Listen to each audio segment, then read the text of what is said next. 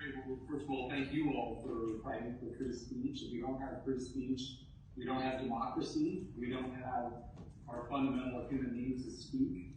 There is a war on free speech that is being waged by both on the cultural side by the woke, who are intolerant of other people's words, and we've seen that in cancel culture in the last several years. But there's also been a new element, which is the role of governments, both through the legislative process, as we've seen in Scotland and Ireland and Britain, attempting to pass legislation to engage in mass censorship.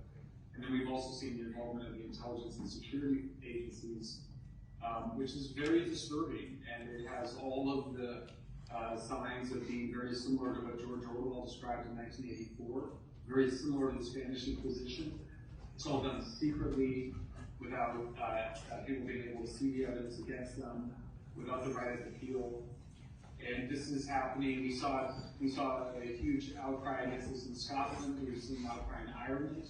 I do think we will win when these issues become front and center.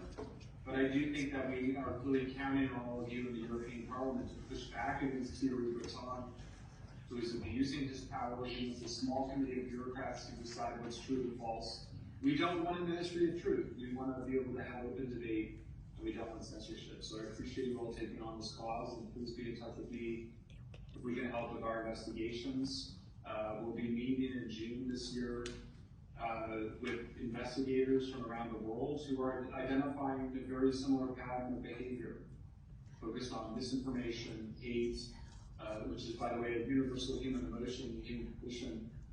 So it's very scary, it's very totalitarian, it's in the culture, it's in the governments.